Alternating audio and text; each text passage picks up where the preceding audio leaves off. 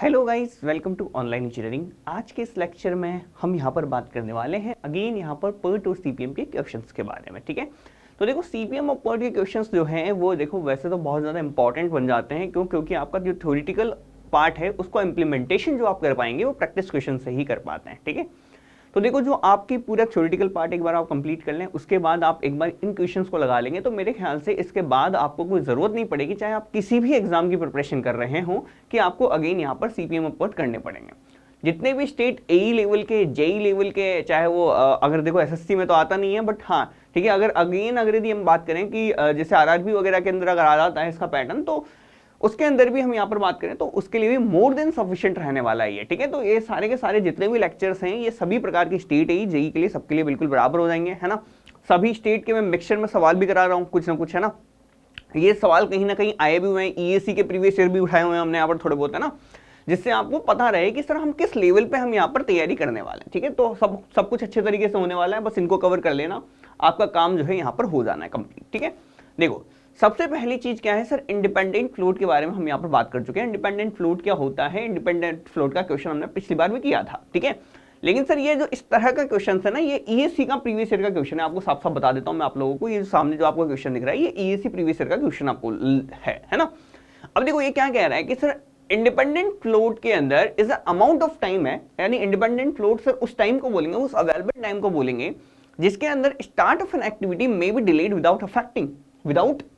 ठीक है, तो इनमें से कौन सी ऐसी चीज है जो कि यहां पर इन चीजों को ये अफेक्ट नहीं करेगा इंडिपेंडेंट फ्लोट, यानी कि इंडिपेंडेंट फ्लोट ऐसा कौन सा अमाउंट ऑफ टाइम है जो कि इनमें से किसी चीज को आपका क्या नहीं करेगा, अफेक्ट नहीं करेगा। चलो देखते हैं सर, क्या इंडिपेंडेंट फ्लोट आपके प्रीसीडिंग टाइम को या आपका करते, देखो इंडिपेंडेंट का मतलब क्या कहा था हमने, इंडिपेंडेंट फ्लोट मतलब ना तो सर वो सक्सीडिंग एक्टिविटी को कोई भी दिक्कत दे, नहीं वो प्रीसीडिंग एक्टिविटी को कोई भी दिक्कत दे, ना पीछे वाली को दिक्कत देगा टाइम की, ना आगे वाली को टाइम की दिक्कत देगा, तो वो कहलाएगा हमारा कौन, इंडिपेंडेंट फ्लोट, है ना। तो sir preceding of the following activity के टाइम को कोई दिक्कत देगा, नहीं देगा। ठीक है, तो पहला ऑप्शन क्या हो गया मेरा, बिल्कुल करेक्ट, तो इसको अफेक्ट नहीं करता ये।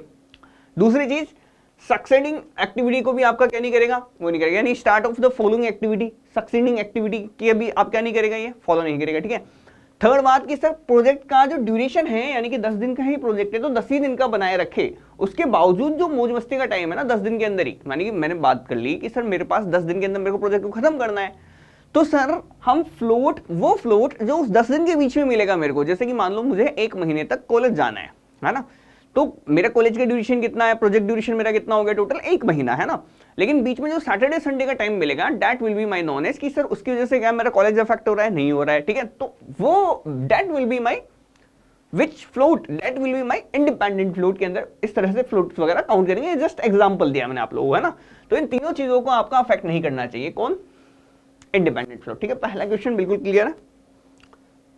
दूसरा क्वेश्चन आपसे कह रहा है कि सर ड्यूरेशन है किसी एक्टिविटी आईजे का, यानी कि आई से लेके जे में कोई एक्टिविटी जा रही है ना, ठीक है, आई से लेके जे में जा रही है। ठीक है, तो कह रहा है कि सर 8 है ड्यूरेशन है 8, तो ठीक है इससे कह देता हूं सर ये आई इवेंट है, इसको थोड़ा सा पेन को थोड़ा सा बड़ा कर लेते हैं अपन, ये आई से लेके जे में हम यहां पर जा रहे हैं। ठीक है, ठीक है, कितने लग रहे हैं, 8 डेज लग रहे हैं, बिल्कुल सर।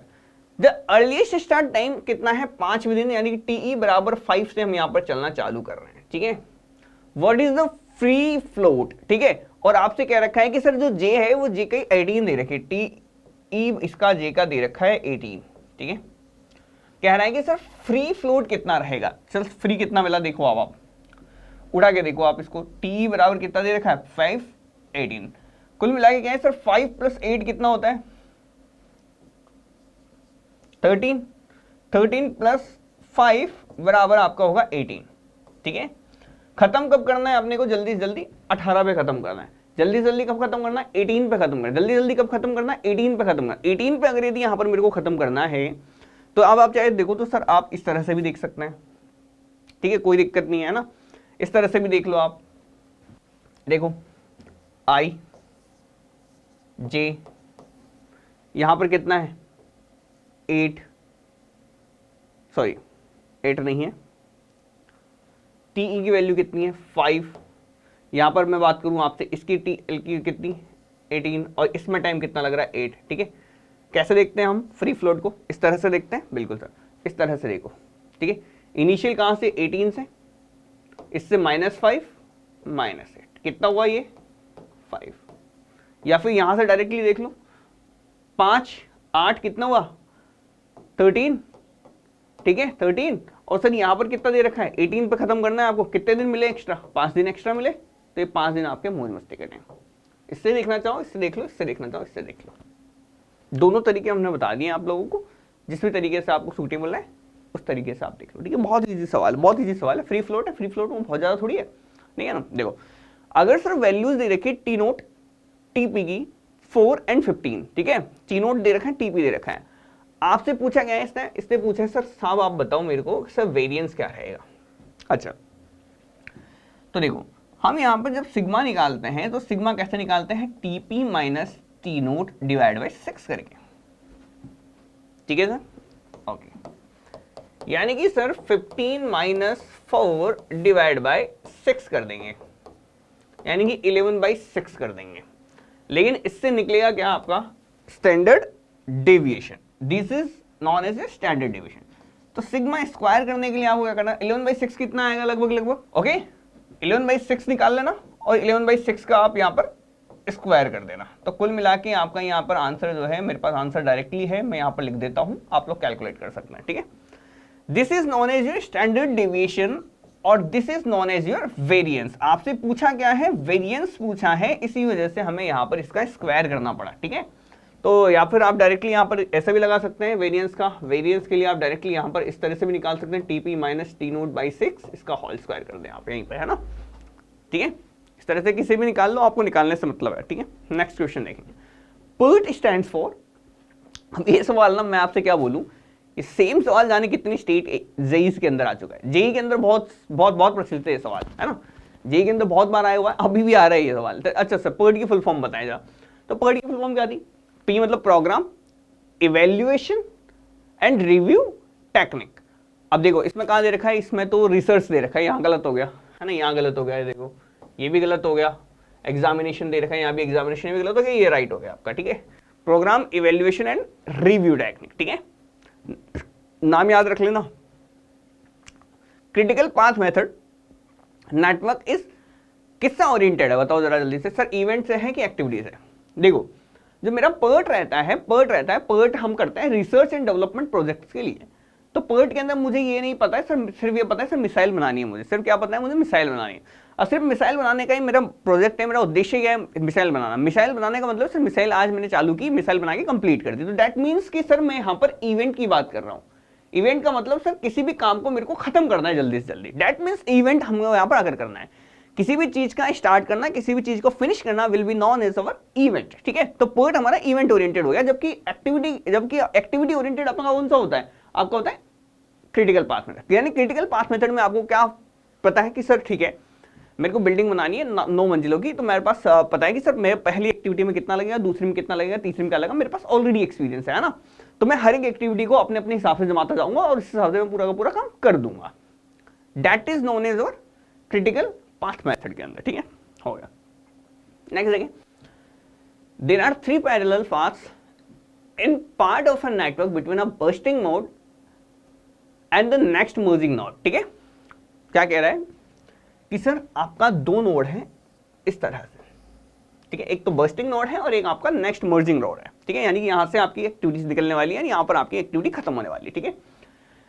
कह रहा है कि sir with only 1 activity in each path the minimum number of dummy arrows needed will be. अब देखो क्या कह रहा है कि सर देखो 3 एक्टिविटियां हैं, देखो क्या कह रहा है कि सर 3 पैरेलल पाथ हैं, 3 पैरेलल पाथ हैं, उन 3 पैरेलल पाथ में सिर्फ एक एक्टिविटी है, तो टोटल कितनी एक्टिविटी हुई, 3 पाथ हैं, हर पाथ में सिर्फ एक एक्टिविटी है, तो टोटल कितनी एक्टिविटी हुई, 3 एक्टिविटी हुई, ठीक है। क्या कह रहा है कि सर ठीक है एक आपका बर्स्टिंग नोड है और एक आपका मर्जिंग नोड है, ठीक है। तो सर यहां से लेके यहां तक के बीच में कह रहा है कि सर एक एक्टिविटी, एक पाथ ये चला गया, एक पाथ ये चला गया और एक पाथ ये चला गया, इसी तरह से कुछ, चलो इसको ऐसे बना देते हैं, ये लो, ठीक है।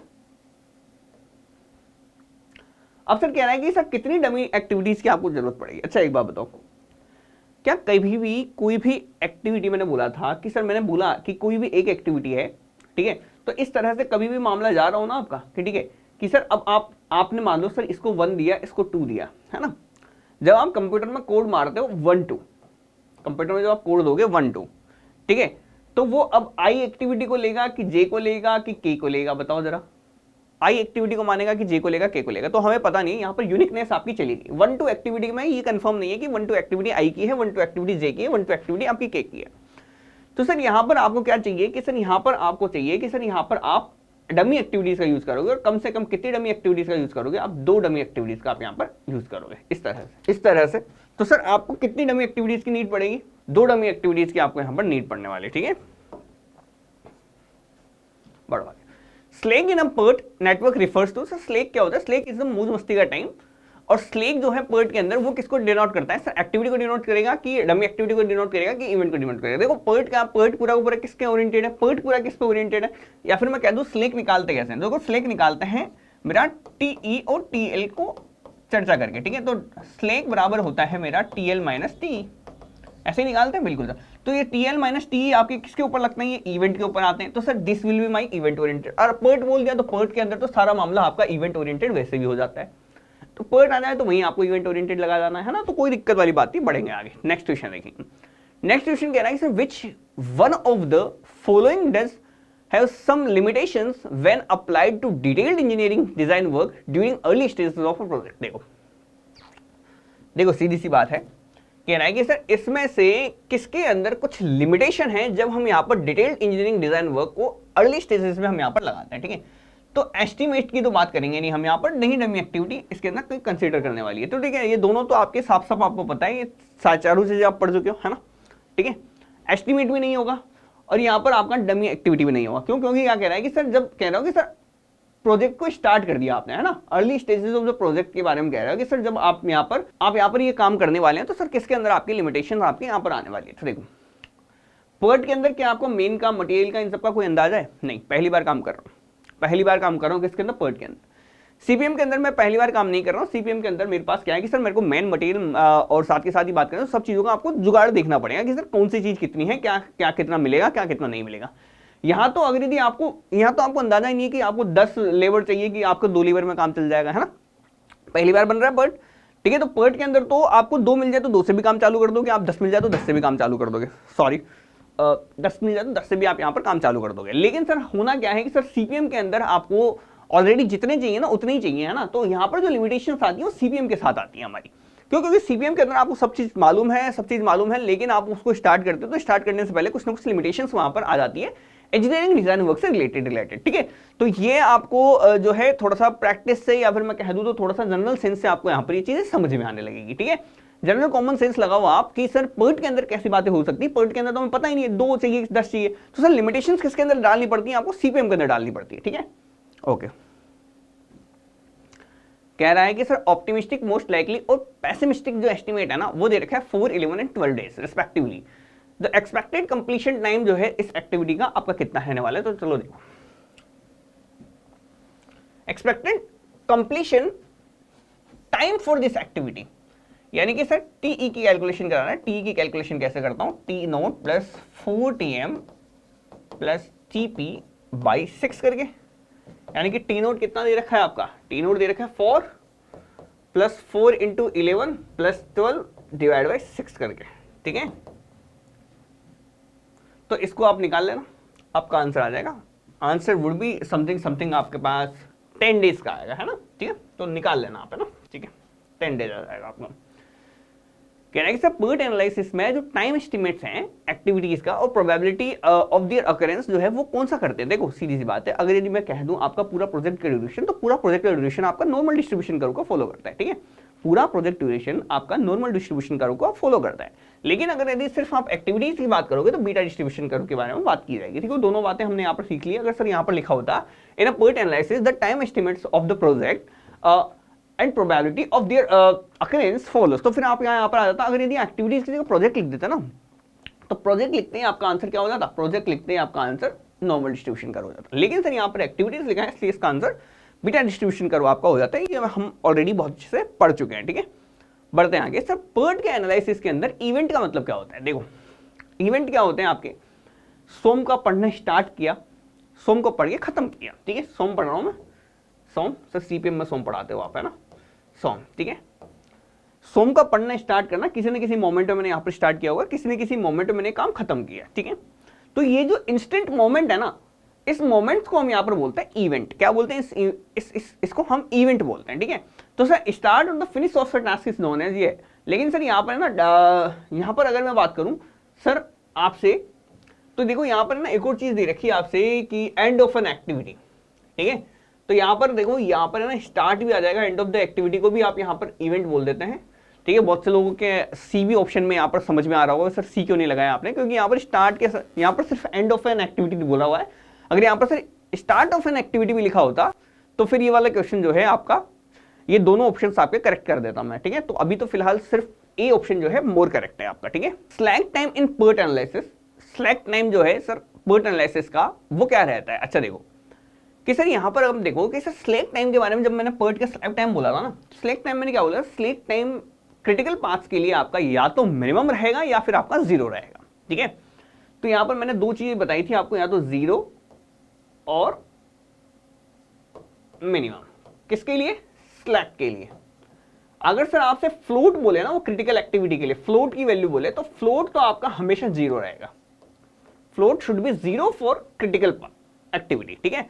बट अगर यदि यहां पर मैं बात करूं आपसे कि सर अगर यदि आपसे पर्ट एनालिसिस में स्लैक के बारे में पूछता है, तो स्लैक के अंदर आपको जीरो या मिनिमम आपको लगाना है, ठीक है। अब यहाँ पर देखो आपको मिनिमम यहाँ पर आपको दे रखा है, तो सबसे पहले आप मिनिमम के ऊपर जाएंगे, ठीक है। तो स्लैक का पूछे तो मिनिमम लगाना है, फ्लोट का पूछे तो जीरो लगाना है, ठीक है। नेक्स्ट देखो मैं पढ़ा चुका हूं ऑलरेडी, ये सब थ्योरी के अंदर हम ऑलरेडी यहाँ पर कवर कर चुके हैं, ठीक है। जब मैंने यहाँ पर आपको क्रिटिकल पाथ समझाया था पर्ट के अंदर, तो पर्ट के अंदर क्रिटिकल पाथ समझाया था, तो वहां पर भी हमने ये बात की थी, ठीक है। नेक्स्ट देखो सर, अगर सीपीएम नेटवर्क के अंदर लेटेस्ट फिनिश टाइम जो है किसी भी एक्टिविटी आई का 10 वीक है, ठीक है, कह रहा है कि सर 10 वीक के अंदर लेटेस्ट फिनिश हो जाएगी, है ना। एक्टिविटी आई जे जो है 4 वीक लेती है कंप्लीट होने में, एक्टिविटी जे जो है स्टार्ट होती है 16 वीक के बाद। तो सर कितना बचा आप? अच्छा आप खुद ही बता दो, चलो ठीक है। क्या कह रहा है ये कि सर, ठीक है, ये कह रहा है कि सर जो लेटेस्ट फिनिश टाइम जो है एक्टिविटी का आई का वो 10 दे रखा है, ठीक है। यानी कि कह रहा है सर 10 डेज में आपको लेट से लेट आपकी यहाँ पर ये वाली एक्टिविटी आपकी फिनिश हो जाएगी। अब जे देखो, आप जे देखो, जे दे रखा है आपको 16, ठीक है। और कह रहा है कि सर ये आई जे के बीच में आपको जो टाइम लगेगा ये 4 लगेगा, ठीक है, ओके। तो सर कह रहा है कि सर आपके यहाँ फ्लोट कितना बचा, फ्लोट कितना? अच्छा सर देखो 10 पे यहाँ से निकलेंगे, 16 पे यहाँ को खत्म करना है, ठीक है, बीच में 4 ही दिन का है, तो ठीक है 10 + 4 कितना लगे आपको? 14, यानी कि 14 दिनों में आपका काम कंप्लीट हो जाना चाहिए। सीधी सी बात है ना यार, क्या कह रहे हैं 10 पे यहाँ पर पहुंचे, है ना, 10 पे यहाँ पर पहुंचे, लेट से लेट आप यहाँ पर कब से निकलोगे? 10 से निकलोगे, ठीक है, लेट 10 पे निकलोगे, ठीक है। 10 पे निकला, 4 दिन इसने लिए, कितने दिन में काम कंप्लीट हो गया? ये 14 दिन में। लेकिन सर आपको यहाँ पर खत्म कब करना है? 16 पे खत्म कर देना है, ठीक है। तो सर कितने दिन बचे आपके? 2 दिन बचे, 2 दिन क्या, 2 हफ्ते बचे, ये 2 हफ्ते का है मौज मस्ती का, मौज मस्ती का टाइम आपका फ्लोट कहलाएगा, ठीक है। ऑलरेडी सब जाना हुआ है, सब इसमें कोई नई चीजें नहीं बता रहा हूँ मैं आप लोगों को, सब कुछ पुरानी चीजें हैं, वही वही। क्रिटिकल पाथ के अंदर सर स्लैक कैसा होगा? Minimum slack. Next the technique, देखो मिनिमम और जीरो दोनों ही आंसर होते हैं, जीरो और मिनिमम, लेकिन आपको मिनिमम दिख जाए तो पहले मिनिमम लगाना, ठीक है, क्योंकि मिनिमम की वैल्यू जीरो भी हो सकती है, ठीक है। Technique which is activity oriented, तो एक्टिविटी ओरिएंटेड आपकी सीपीएम होती है, जबकि पर्ट आपके पास कौन सी होती है? पर्ट आपके पास यहां पर मैं बात करूं तो इवेंट ओरिएंटेड होती है, ठीक है। नेक्स्ट देखो आप इसको पढ़ो आप सर, मैं यहाँ पर आपको टाइम देने वाला हूँ इसके लिए, पर्टिकुलर क्वेश्चन के लिए। ये क्वेश्चन में हमने बहुत बार देख चुके हैं और ये क्वेश्चन इंपॉर्टेंट भी है ना, इस तरह से क्वेश्चन आपसे पूछे जाते हैं। तो मैं 5 सेकंड का टाइम दे रहा हूँ आप लोगों को, आप इसको अच्छे से पढ़ें और अच्छे से पढ़ के इसका आंसर लगाएं, ठीक है। पेन पेपर लेके बैठे होंगे, आई होप कि मैंने पिछले 2 प्रैक्टिस सेशन में बोला है, वही पूरा का पूरा फॉर्मुलेशन आपके पास इस थर्ड के अंदर भी आप लेके बैठे होंगे। पेन पेपर लेके बैठा करो, उसी के बाद साथ के साथ ही आप जवाब दिया करो, है ना। बहुत अच्छे क्वेश्चन से ही हैं, ठीक है। तो लगभग अगर आप कोई भी एग्जाम देने जाते हो ना, तो लगभग आपको 95% तक श्योरिटी दे सकता हूँ मैं, 95% तक श्योरिटी दे सकता हूँ कि सर यहाँ से बाहर आपका क्वेश्चन जाने की संभावना बहुत ही कम है, मतलब 95% तो यहीं से आएगा, ठीक है। हो सकता है मे बी, चलो ठीक है सर, एक आधी क्वेश्चन कभी कभी बैठ जाए किसी न किसी स्टेट है या किसी न किसी स्टेट जाएगा, मैं प्रॉपर गारंटी तो नहीं दे सकता, बट 95% तक तो श्योरिटी है कि सर यहाँ पर हम जो है सारा कुछ यहाँ पर कवर कर लेंगे, ठीक है। ओके देखो PERT एनालिसिस में प्रोजेक्ट के अंदर कह रहा है कि sir large number of activities होती है इसके क्रिटिकल पाथ में, तो सर कौन सा फॉलोइंग एजम्पशन आपका करेक्ट है? देखो कह रहा है कि सर दोनों एक्टिविटी ड्यूरेशन और प्रोजेक्ट कंप्लीशन ड्यूरेशन आपका बीटा डिस्ट्रीब्यूशन को फॉलो करता है। गलत है, ठीक है। एक्टिविटी का तो आपका बीटा का करता है, लेकिन जो प्रोजेक्ट का ड्यूरेशन है वो प्रोजेक्ट का ड्यूरेशन हमेशा आपका नॉर्मल डिस्ट्रीब्यूशन कर्व को फॉलो करेगा, ठीक है। तो यहाँ पर इस तरह से आंसर देते हैं, कह रहा है सेकंड कह रहा है both activity duration and the project completion time follow normal, तो दोनों ना तो नॉर्मल फॉलो करते हैं ना दोनों आपके बीटा फॉर्मल करते हैं, ठीक है। थर्ड क्या कह रहा है, एक्टिविटी ड्यूरेशन जो है फॉलो करता है नॉर्मल डिस्ट्रीब्यूशन को, ये उल्टा क्या गया है, एक्टिविटी ड्यूरेशन फॉलो करेगा बीटा को, जबकि प्रोजेक्ट ड्यूरेशन आपको कंप्लीट करेगा किसको, नॉर्मल ड्यूरेशन को, ठीक है। तो ये भी गलत कह गया। अब चौथा तो ऑटोमेटिकली राइट हो जाएगा, ठीक है। तो देखो एक्टिविटी किसको फॉलो करेगा, बीटा को, ठीक है, और प्रोजेक्ट किसको फॉलो करेगा, नॉर्मल को। ये बात हम ऑलरेडी बहुत अच्छे से समझ चुके हैं, ठीक है। नेक्स्ट देखो, डमी एक्टिविटी का मतलब क्या होता है? डमी का मतलब सर ऐसी एक्टिविटी जो कि ना तो टाइम ले ना रिसोर्सेज ले, ठीक है, ना तो टाइम ले ना रिसोर्सेज ले। कनेक्टिंग लिंक या डॉटेड लाइन से हम इसको रिप्रेजेंट करते हैं, ठीक है सर। क्यों काम में लेते हैं, यूनिकनेस आपकी बनी रहे प्रोजेक्ट की, ठीक है। तीनों ऑप्शन करेक्ट। नेक्स्ट देखो, ऑल ऑफ दी। अच्छा देखें इसको, ऑप्टिमिस्टिक टाइम, पेसिमिस्टिक टाइम और मोस्ट लाइकली टाइम आपको दे रखा है, वेरिएंस आपको निकालना है। वेरिएंस मतलब सिग्मा का स्क्वायर, ठीक है, स्टैंडर्ड डिविएशन सिग्मा, और वेरिएंस मतलब सिग्मा का स्क्वायर, ठीक है। इसका कर देंगे हम यहाँ पर टीपी माइनस टी नोट या TP minus T naught upon 6 इसका स्क्वायर, ठीक है। टीपी मतलब 8 माइनस 4 डिवाइड बाई 6 का स्क्वायर, तो लगभग निकाल लेना इसको, है ना। आपका आंसर कितना आएगा, 4/6 का स्क्वायर यानी कि 0.66 का स्क्वायर, 0.66 का स्क्वायर लगभग आपके पास जो है इसके आसपास आना चाहिए, कैलकुलेट कर लेना इसको, है ना। 0.4356 के आसपास आपको यहाँ पर देखने को मिलेगा, ठीक है। पढ़ा देते हैं आगे। Which of the following is associated with a critical activity in a AOA network? AOA network के अंदर सर इनमें से कौन सी ऐसी चीज है जो कि आपके क्रिटिकल एक्टिविटी के साथ सीधा एसोसिएटेड है? तो सर देखो AOA नेटवर्क के अंदर जब भी मैंने फ्लोट के बारे में बात की थी, तो फ्लोट के अंदर हमने यही चर्चा करते थे कि सर जीरो फ्लोट होता है आपका क्रिटिकल एक्टिविटी के लिए। यानी कि अगर यदि मैं कह दूं आपसे, तो हमने यही तो देखा था, FT less than 0, FT greater than 0, FT equals to 0, है ना। तो यहाँ पर इसको बोल देता, मैं क्या बोलता था, क्रिटिकल एक्टिविटी बोलता था, है ना। यहाँ पर इसको हम क्या बोलते थे, इसको हम बोलते थे फ्लोट अगर लेस देन 0 है, फ्लोट अगर ग्रेटर देन 0 है, तो आपका सब क्रिटिकल एक्टिविटी हो जाती थी, है ना। सब क्रिटिकल एक्टिविटी आपकी हो जाती थी, है ना। अगर इसकी बात करूं तो यहाँ पर आपकी सुपर क्रिटिकल एक्टिविटी हो जाती थी, सुपर क्रिटिकल एक्टिविटी आपकी यहाँ पर हो जाती थी, ठीक है।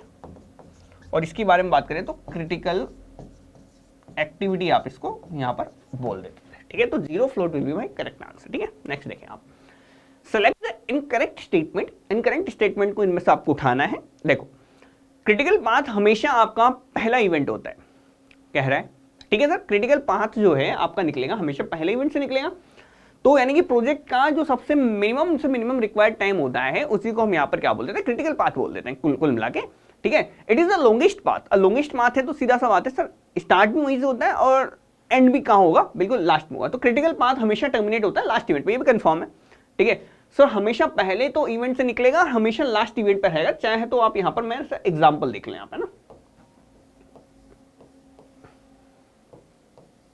एग्जाम्पल देख लें, ठीक है। अब सर देखो,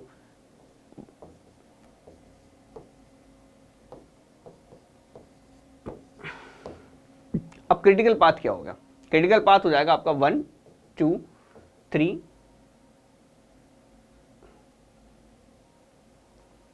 A B C D D E F, ये आपका हो जाएगा critical path. A B C D E F, देखो यही तो हुआ ना इसमें। क्रिटिकल पाथ लॉन्गेस्ट पाथ कौन सा है सर, देखो एक तो आप इस लाइन से जा सकते हो, एक आप ऐसे जा सकते हो, एक आप ऐसे जा सकते हो। तो सर ऐसे सबसे ज्यादा टाइम लग रहा है आपका 1 1 2 1 3 4, है ना। इन सबको जोड़ देना, ये सबसे ज्यादा निकल के आएगा आपका ना। तो A B C D E F आपके पास क्या हो जाएगा, सबसे लॉन्गेस्ट पाथ हो जाएगा। अब सर लॉन्गेस्ट पाथ का स्टार्ट कहां से हो रहा है, यहां से हो रहा है क्या, बिल्कुल सर। एंड कहां हो रहा है, यहां पे हो रहा है क्या, ये तो कह रहा है क्रिटिकल पाथ हमेशा क्या होगा, फर्स्ट इवेंट से चालू होगा और सबसे लास्ट इवेंट पे जाकर खत्म होगा, ठीक है। क्रिटिकल एक्टिविटी जो है प्रोजेक्ट की ड्यूरेशन को क्या करती है, ये करती है। अगर सर मैं इसमें एक दिन ऊपर नीचे कर दूं ना, अगर मान लो सर यहाँ पर मेरे पास यहाँ पर एक दिन का डिले हो जाए इस पूरे पाथ में ABCDEF में, ठीक है, ABCDEF में अगर एक भी दिन का डिले हो जाए ना तो पूरा प्रोजेक्ट क्या हो जाएगा, एक दिन बढ़ जाएगा, ठीक है भाई। प्रोजेक्ट तो तभी कंप्लीट माना जाएगा ना जब सारे के सारे काम कंप्लीट हो जाएंगे, है ना। अगर मैं सर यहाँ पर देखो सर, अगर इसमें एक दिन बढ़ा दूं ABCGF में, अब देखो एक तो है ABCDGF, है ना। अगर सर ABCDGF में अगर मैं एक दिन बढ़ा भी दूं ना तब भी आपके पास जो है पूरा प्रोजेक्ट का ड्यूरेशन अभी भी सेम ही रहने वाला है। क्यों? क्योंकि सर देखो इसमें कितना लग रहा है आपका, इसमें देखो इसमें आपका लगेगा 10 दिन इसमें लग रहे हैं, ठीक है, 10 दिन इसमें लग रहे हैं और इसमें 11 दिन लग रहे हैं। देखो ABCDGF में आपको लग रहे हैं कितने दिन, 10 दिन, और ABCDEF में आपको लग रहे हैं 11 दिन, ठीक है, ठीक है। अगर सर इसमें से एक दिन बढ़ाऊंगा तो प्रोजेक्ट की ड्यूरेशन जाएगी 12 दिन, ठीक है। इसमें अगर एक दिन बढ़ाऊंगा तो आपके पास जाएगी 11 दिन, ठीक है। अगर सर यहाँ पर मैंने इसको नहीं बढ़ा के सिर्फ इसी को बढ़ाया है ना, अभी सिर्फ इसमें 11 दिन की है अपन ने, है ना, तब भी प्रोजेक्ट की ड्यूरेशन कितनी है, अब भी 11 दिन ही है, ठीक है। तो सर पूरा का पूरा प्रोजेक्ट का ड्यूरेशन कौन करता है, आपका क्रिटिकल एक्टिविटी आपका कंट्रोल करता है, ठीक है। तो ये बात मैं आपको ऑलरेडी बहुत अच्छे से तरीके से समझा भी चुका हूँ।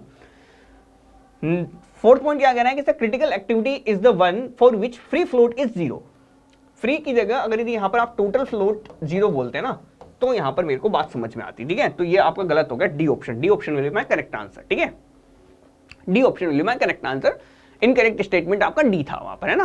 वहां पर फ्री फ्लोट आपका 0 नहीं होगा, वहां पर आपका टोटल फ्लोट यहाँ पर 0 बन जाता है, ठीक है। ये बात आपको समझने में आ जानी चाहिए। नेक्स्ट देखो आप, अब यहाँ पर बात करते हैं नेक्स्ट क्वेश्चन के बारे में। देखो नेक्स्ट क्वेश्चन पढ़ेंगे हम यहाँ पर, an activity in a project management network is, sir activity जो है प्रोजेक्ट मैनेजमेंट वर्क में क्या चीज है। तो सर एक्टिविटी आपका वो छोटा से छोटा एलिमेंट है, टास्क है, या फिर जब बात करूं तो सर देखो जो कि पूरे वर्क को आपके पास अगर नंबर ऑफ एक्टिविटीज को अगर आप जोड़ते चले जाएं, यानी छोटे छोटे कामों को आप जोड़ते चले जाएं तो आपका पूरा का पूरा प्रोजेक्ट क्या हो जाता है, कंप्लीट हो जाता है ना। तो छोटे छोटे आपको जो भी वर्क एंटाइटल्ड है उनको आपको जोड़ते चले जाना है, उससे थ्रू आपको पूरा प्रोजेक्ट आपको क्या कर देगा, कंप्लीट कर देगा। तो सर इसका आंसर क्या है कि sir activity is an element of work entitled in the project, ठीक है।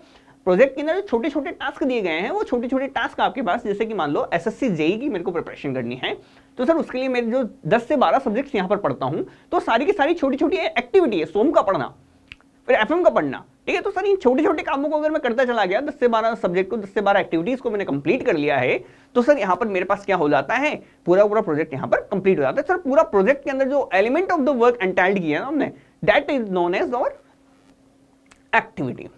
अच्छा सर देखो दो चीजें होती हैं, एक होता है आपका PERT, एक होता है आपका CPM, है ना। यहाँ पर सबसे मेन इंपॉर्टेंट हमने दो ही नेटवर्क एनालिसिस के मेथड देखे थे, CPM। तो सर CPM के अंदर आपको पूरा का पूरा पता होता है कि किस तरह से आपको काम करना है, ठीक है।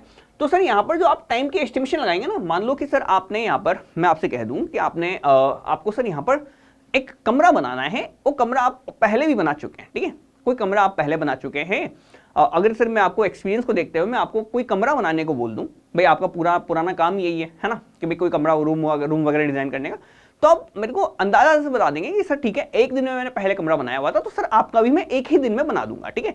तो दैट इज नोन एज कि सर यहाँ पर हम जो टाइम बताते हैं ना वो टाइम बिल्कुल क्या रहता है, मेरे को पता रहता है ऑलरेडी, ठीक है। तो यहाँ पर जो CPM जो काम करता है ये डिटर्मिनिस्टिक अप्रोच पे आपका काम करता है। क्या करता है, डिटर्मिनिस्टिक अप्रोच पे काम करता है। That means कि सर आप डिटरमाइंड होके यहाँ पर बता पा रहे हैं कि सर ठीक है आपको एक कमरा बनाना है, या फिर मैंने मान लो ऑलरेडी यहाँ पर मैंने सोम पढ़ी हुई तो आप कह देंगे कि सर ठीक है मैंने पहले सोम पढ़ी थी 10 दिन में, अब भी वापस कह रहे हो आप सोम पढ़ने की तो सोम 10 दिन में पढ़ दूंगा, ठीक है। तो 10 दिन के अंदर मैं सोम पढ़ दूंगा, तो that is known as CPM। जबकि PERT के अंदर क्या है कि सर अच्छा चलो ठीक है आपने जिंदगी में कभी यहाँ पर GK नहीं पढ़ी, हिस्ट्री नहीं पढ़ी, ठीक है, मान लेते हैं आपने हिस्ट्री कभी पढ़ी नहीं, मैं आपसे कह दूँ हिस्ट्री पढ़नी है, आप बता पाएंगे? आप तो क्या कहेंगे, सर ठीक है यार सर मैंने पढ़ी तो नहीं है लेकिन 15 से 20 दिनों के अंदर कर दूंगा मैं। तो 15 से 20 दिन आपने क्या बोला, 15 से 20 दिन। आप इस बार यूं नहीं बोल पाएंगे सर मैं फिक्स 10 दिन में ही पढ़ दूंगा, नहीं ना, आप क्या बोलेंगे सर 15 से 20 दिन का टाइम लगेगा, एक टाइम ड्यूरेशन आप बोल पाएंगे, है ना। तो ड्यूरेशन आपने बोली तो आपने क्या क्या बता रहे हो कि सर प्रोबेबिलिटी है, चांसेस है कि 15 में भी हो सकता है, 20 में भी हो सकता है, 15 से 20 में कहीं भी हो सकता है, ठीक है। तो दैट इज नोन एज और PERT हमारा काम करता है प्रोबेबिलिस्टिक अप्रोच के ऊपर। नेक्स्ट डमी एक्टिविटी क्या होती है। डमी एक्टिविटी हम यहाँ पर यूनिकनेस के लिए निकालते हैं, ठीक है। यहाँ पर मैं बात करूं तो सर डॉटेड लाइन से आप दिखाते हैं, जीरो ड्यूरेशन, टाइम और रिसोर्सेज दोनों नहीं लेती, तो टाइम नहीं लेती, जीरो ड्यूरेशन। और सर जो है आपको डिपेंडेंसी दिखाती है कि सर ठीक है यूनिकनेस या फिर मैं बात करूं तो यहां पर एक तरीके से नया रिलेशनशिप आपको दिखाने की कोशिश करती है, जो रिलेशनशिप आप डायरेक्टली यहां पर शो नहीं कर सकते, एक दूसरे के ऊपर डिपेंडेंसी दिखाने की शो करती है कौन, dummy activity, but it neither consumes time NOR resources. Okay, critical path method में कॉस्ट स्लोप को आप यहां पर कैसे निकालते हैं, तो देखो क्रिटिकल पाथ मेथड के अंदर यहां पर हमने फॉर्मूला पढ़ा था, मैंने आपको बताया भी था आपको ना, तो क्या फॉर्मूला था, CC minus C N divide by T N minus C C, ये आपको शायद याद रह गया होगा ना। तो सीसी आपकी क्या होती है, crash cost minus normal cost, normal time minus crash time, तो D option will be my correct answer. Okay, next देखो, अच्छा सर देखो, अच्छा ये हमने जरूर यहाँ पर हमसे थोड़ा सा नहीं बताया है मैंने आप लोगों को, लेकिन चलो ठीक है, इसको यहाँ पर ही हम यहाँ पर क्लियर कर लेंगे सर, ठीक है। देखो अगर सर एक्टिविटीज के बीच में कोई टाइम लग रहा है आपको, है ना, मान लो कि सर पहली एक्टिविटी के बाद दूसरी एक्टिविटी करना है, बीच में यहाँ पर कोई टाइम आ गया है, टाइम गैप आ गया है ना, तो that time gap will be known as lag, क्या क्या कहलाएगा, उसको लैग बोलेंगे, है ना। तो सर जो वेटिंग टाइम होगा ना एक्टिविटीज के बीच में, कि सर ठीक है यहाँ पर ये एक्टिविटी मैंने 4 दिन में खत्म कर दी, लेकिन सर अगली वाली जो है 8 दिन बाद खत्म होगी, 8 दिन बाद चालू हो गया ना, तो सर 4 दिन का टाइम गैप आ गया, आपका जो वेटिंग पीरियड आएगा ना आपका, उस वेटिंग पीरियड को आप यहाँ पर लैग बोलते हैं, क्या बोलते हैं, लैग। ओके ठीक है, नेक्स्ट देखें, सीपीएम की फुल फॉर्म क्या है, क्रिटिकल पाथ मेथड, ठीक है, क्रिटिकल पाथ मेथड, ठीक है, इसको गलत मत लगाना आप लोग, है ना। नेक्स्ट देखें, it is noted that casting a column starter takes not less than 6 minutes and takes sometime as long as the 45 minutes, but 15 minutes is more frequent. If the casting period is considered an activity in a per network, what will be the expected time? Okay sir देखो क्या कह रहे हैं, 3 time बोले हैं। पहला time बोला है कि सर अगर यदि यहाँ पर मैं कभी कभी काम करता हूँ तो सर क्या होता है कि सर मेरे पास जब भी मैं कॉलम स्टार्टर को क्या कर रहा हूँ, कास्ट कर रहा हूँ, ठीक है, तो कम से कम मुझे 6 मिनट का टाइम लगता है, कम से कम। तो ऑप्टिमिस्टिक टाइम अगर सब कुछ अच्छा चला, मेरे पास मेरी किस्मत बहुत अच्छी है, तो यहां पर मेरे को 6 दिन लगने वाले हैं पूरे काम में, 6 मिनट लगने वाले, सॉरी दिन नहीं मिनट है। ओके, अगर सर यहां पर ऐसा है कि सर मेरी किस्मत बहुत खराब है, नहीं बैठ पा रहा मुझसे, तो सर मेरे को ये काम करने में जो टाइम लगना है ना, उसको बोलता हूं पैसिमिस्टिक टाइम, किस्मत खराब वाला टाइम, ठीक है, सब कुछ अच्छा नहीं जा रहा, सब कुछ बुरा बुरा जा रहा है, उसमें मेरे को लगता है 45 मिनट। लेकिन सर जिसके चांसेस सबसे ज्यादा हैं, सबसे ज्यादा होने के चांसेस मुझे हैं कि सिर्फ 15 मिनट जो है ना सबसे ज्यादा फ्रीक्वेंट है। फ्रीक्वेंट का मतलब सबसे ज्यादा मोस्ट लाइकली जो टाइम है आपका, वो टाइम आपका 15 मिनट है, सबसे ज्यादा होने के चांसेस इसके हैं। तो सर इसको पॉकेट नेटवर्क में निकालूं तो सर एक्सपेक्टेड टाइम क्या मैं कैलकुलेट कर सकता हूं, तो एक्सपेक्टेड टाइम कैसे कैलकुलेट करें, टी बराबर T note plus 4tm plus TP divide by 6, निकाल लो, 6 plus 4 into 15 plus 45 divide by 6 करके, यहां से सर आपका टीई जो है लगभग निकल जाना चाहिए, आप लोग निकाल लेंगे। आई होप कि आप लोगों से कैलकुलेशन इसकी आगे कर लेंगे, है ना, फाइनल आंसर आप निकाल लेना, है ना, यही आपका आंसर हो जाएगा। नेक्स्ट देखो, पर्ट टेक्निक के अंदर सीपीएम पार्ट जो है उसके अंदर स्लैक जो है वो कितना होता है। अच्छा सर देखो, स्लैक सर किसी भी क्रिटिकल पाथ में या तो सर मिनिमम होगा या जीरो होगा, ठीक है, मिनिमम वैल्यू दे रखी है, नहीं दे रखी, नेगेटिव और पॉजिटिव की बात की हुई है, तो यहाँ पे आपका आंसर क्या हो जाएगा, जीरो हो जाएगा, ठीक है, जीरो और मिनिमम दे रखा है तो मिनिमम पे आना है, मिनिमम नहीं दे रखा है तो आपको जीरो पे चले जाना, ठीक है। नेक्स्ट चले आगे, चलो आगे, अच्छा हो गया कंप्लीट, चलो ठीक है, हो गया, ये सेशन आपका हो गया एंड। नेक्स्ट सेशन में हम यहाँ पर बात करेंगे, अभी और क्वेश्चंस करने वाले हैं, ऐसा चिंता मत करो, अभी तो काफी क्वेश्चंस होंगे, ठीक है guys, bye, thanks for watching.